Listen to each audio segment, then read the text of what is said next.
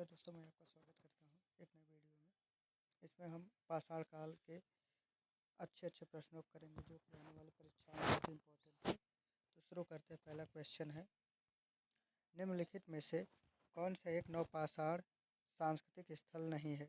ए Kuntasi, B Burzahom, सी कोल्डी हवा, D Mehrgarh. इसका सही उत्तर क्या हो जाएगा? इसका हो जाएगा ऑप्शन नंबर ए कुंताशी। तो इसके बारे में जानते हैं। कुंतासी एक नवपाषाणिक सांस्कृतिक स्थल नहीं है, जबकि अन्य सभी स्थल नवपाषाणिक सांस्कृतिक स्थल है। कुंतासी गुजरात राज्य के मोरबी जिले में स्थित है, जो लगभग 2 हेक्टेयर क्षेत्र में फैला हुआ है। यहाँ से चित्रित मृदभांड की प्राप्ति हुई है।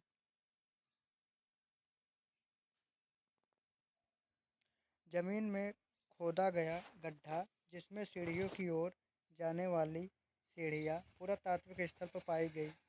ए उतनूर, बी बुर्जहोम, सी हल्लोर, डी पयमपल्ली।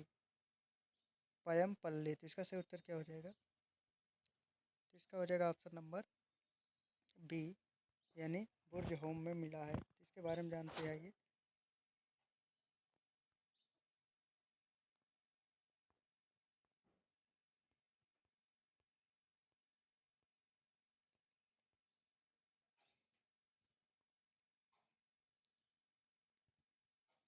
भारत के उत्तरी क्षेत्र में नवपाषाण कालीन संस्कृति का उल्लेख मुख्य रूप से कश्मीर क्षेत्र के अंतर्गत आता है, जिसमें बुर्जहोम एवं गुफक कराल का विशेष महत्व है। बुर्जहोम की खोज 1935 ईस्वी में डी टेरा एवं पीटरसन द्वारा किया गया था। बुर्जहोम से गड्ढे वाले घरों के अवशेष प्राप्त हुए हैं, जिसमें सीढ़ियों के भी साक्ष्य हैं। यहाँ से शवाधान के साक्ष्यों में मनुष्य के साथ कुत्ते को दफनाए जाने की साक्ष्यों का भी प्राप्ति किया गया है।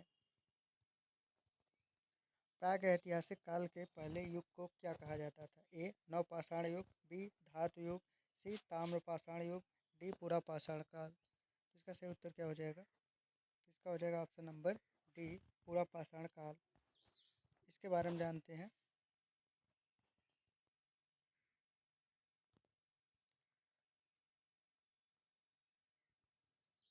पुरापाषाण काल प्रागैतिहासिक युग का वह समय है जब मनुष्य ने या मानव ने प्रथम पत्थर के औजार बनाना सबसे पहले आरंभ किया। यह काल आधुनिक काल से 25 से 20 लाख साल पूर्व से लेकर 12,000 साल पूर्व तक माना जाता है। इस दौरान मानव इतिहास का 99% विकास हुआ। इस काल के बाद मध्य पाषाण युग का प्रारंभ हुआ, जब मानव ने खेती करना शुरू किया था। भारत में पूरा पाषाण काल के अवशेष आंध्र प्रदेश के कुर्नूल, मध्य प्रदेश में भीमबेटका और छत्तीसगढ़ के रायगढ़ जिले के सिंघनपुर में भी प्राप्त हुए थे। इस काल को जलवायु परिवर्तन तथा उस समय के पत्थर के हथियारों और औजारों के प्रकार के आधार पर निम्न 3 भागों में विभाजित किया गया था। उस अनुसार एक है निम्न पुरापाषाण काल, बी है मध्य पुरापाषाण काल, सी है उच्च पुरापाषाण काल है।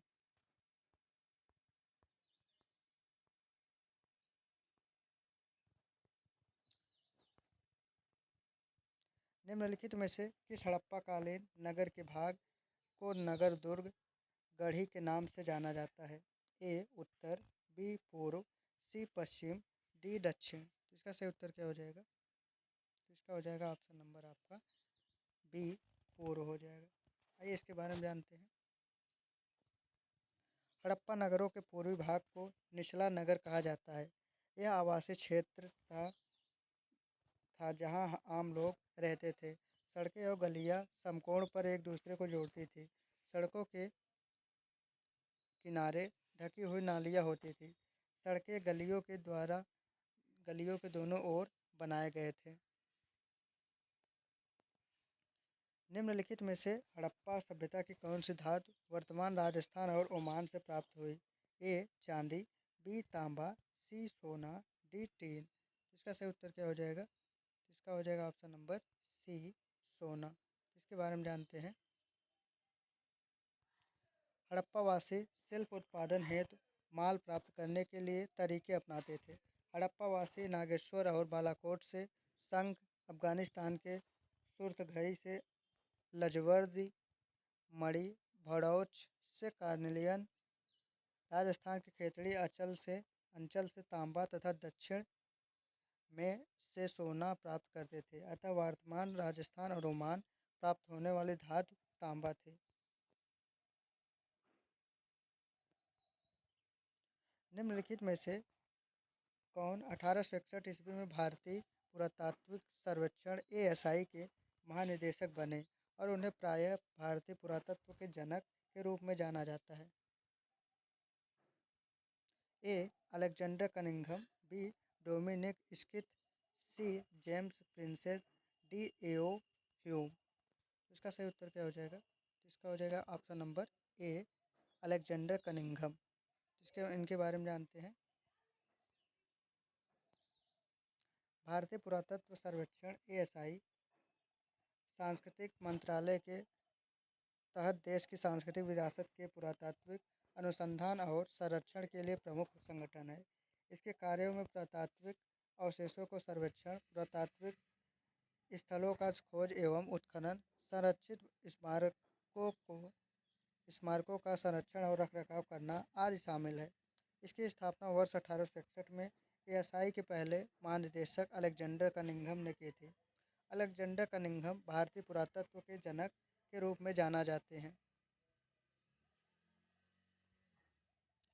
हड़प्पा लिपि के 10 बड़े आकार के चिन्हों वाला एक शिलालेख निम्न में से किस स्थान पर पाया गया?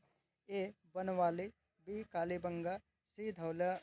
धौलावीरा, D. कोट दीजी। तो इसका सही उत्तर क्या हो जाएगा? इसका हो जाएगा ऑप्शन नंबर C. धौलावीरा। इसके बारे में जानते हैं। धौलावीरा गुजरात राज्य के कच्छ जिले में स्थित है। हड़प्पा सभ्यता का एक पुरातात्विक स्थल है जो ईसा पूर्व एवं तीसरी से दूसरी शताब्दी तक का है। इसकी खोज वर्ष 1968 में जगपति जोशी द्वारा की गई थी। धौलावीरा से ही सिंधु लिपि के 10 बड़े अक्षरों वाला शिलालेख प्राप्त हुआ। इस लेख के वर्ण किसी भी हड़प्पाई नगर से अब तक प्राप्त लिखावट के सबसे बड़े नमूने हैं। यह लिखावट 1 मीटर की लकड़ी पर खुदाई करके उसमें सफ़ेद चूना भरकर तैयार किया गया था, जिसमें अक्षरों का आकार 37 सेंटीमीटर से 27 सेंटीमीटर। यह भारत में स्थित सिंधु सभ्यता का दूसरा सबसे बड़ा नगर है। वर्ष 2021 में यूनेस्को ने धौलावीरा को भारत के 40 विश्व धरोहर स्थल के रूप में घोषित किया था। सिंधु घाट सभ्यता के निम्नलिखित में से किस स्थल पर महास्नानागार की खोज की गई थी? A. Banawali, B. Mohenjodaro, C. Lothal, D. Kalibangan. तो इसका सही उत्तर क्या हो जाएगा? इसका हो जाएगा ऑप्शन नंबर B. मोहनजोदड़ो में। तो आइए इसके बारे में जानते हैं। मोहनजोदड़ो में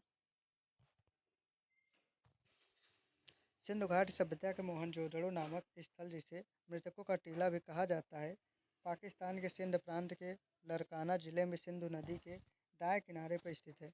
यहाँ से प्राप्त विशाल स्नानागार, जो उत्तर से दक्षिण 11.89 मीटर लंबा, 7.101 मीटर चौड़ा तथा 2.44 मीटर गहरा, इस विशाल स्नानागार का उपयोग सार्वजनिक रूप से धार्मिक अनुष्ठान के लिए किया जाता था। मोहनजोदड़ो में मिले महास्नानागार को की परत चढ़ाकर जलरोधी बनाया गया था। A. Bitumen, B. Asphalt, C. प्राकृतिक चारकोल, D. मधुमोम। इसका सही उत्तर क्या हो जाएगा? इसका हो जाएगा ऑप्शन नंबर C. प्राकृतिक चारकोल। इसके बारे में जानते हैं।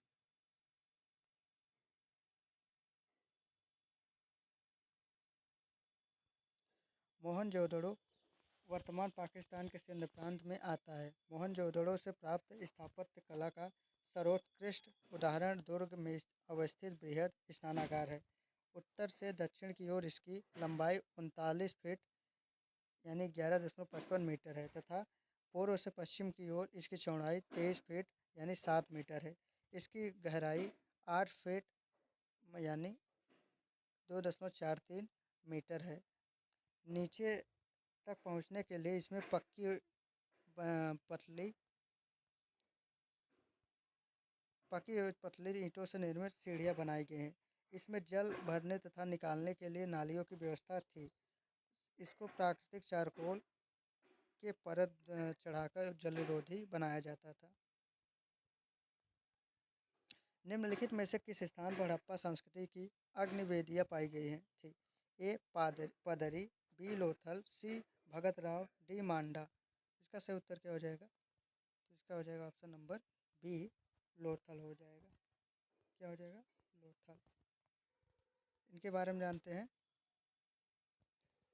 हड़प्पा कालीन स्थल लोथल, कालीबंगा एवं बनवाली से वेदिकाएं प्राप्त हुई हैं। इस अग्नि वेदिकाओं का प्रयोग संभवतः यज्ञ वेदिकाओं के रूप में होता होगा। लोथल गुजरात के अहमदाबाद जिले में भोगवा नदी के तट पर स्थित यहाँ से गोदीवाड़ा के साक्ष्य मिले हैं। लोथल को लघु हड़प्पा या लघु मोहनजोदड़ो भी कहा जाता है। लोथल की खोज एस.आर. राव द्वारा 1954 ईस्वी में की गई थी।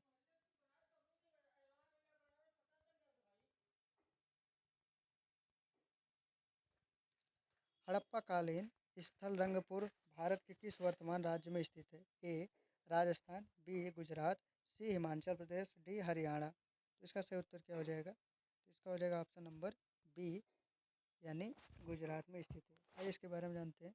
रंगपुर गुजरात के काठियावाड़ प्रायद्वीप में भादर नदी के इस समीप स्थित है।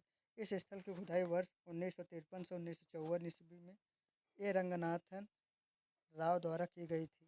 यहाँ पर हड़प्पा कालीन संस्कृति के अवशेष मिले हैं। रंगपुर से मिले कच्ची ईंटों के दुर्ग, नालियाँ, मृदभांड, बाट, पत्थर के फलक आदि महत्वपूर्ण हैं। यहाँ धान की खेती यानी धान की भूसी के ढेर भी मिले हुए हैं। सिंधु घाटी सभ्यता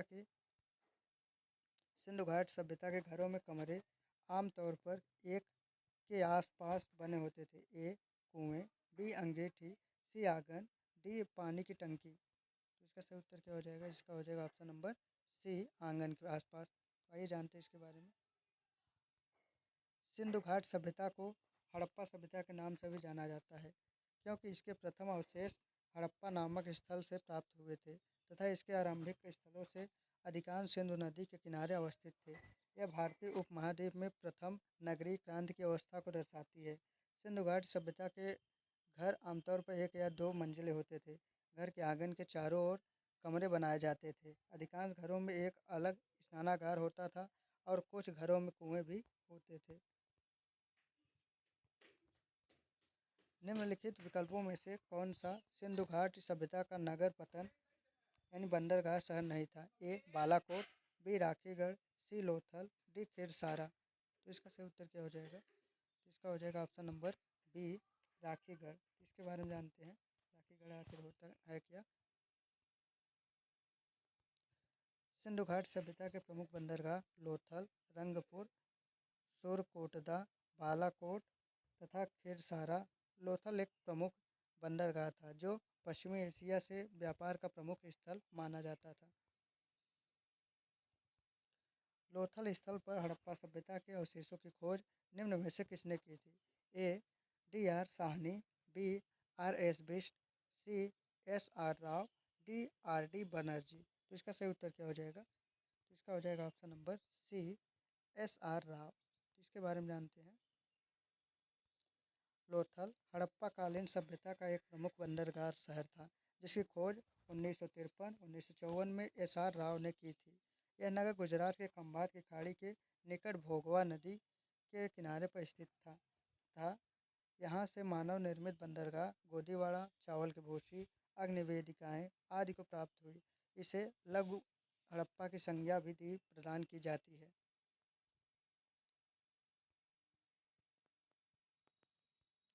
धौलेवीरा और लोथल की प्राचीन हड़प्पा बस्तियां वर्तमान भारतीय राज्य में स्थित हैं। ए गुजरात, बी राजस्थान, सी मध्य प्रदेश, डी हरियाणा। तो इसका सही उत्तर आप कमेंट करके बताइएगा। मिलते हैं नए वीडियो में। लाइक सब्सक्राइब शेयर करना ना भूलेगा। जय हिंद, जय भारत।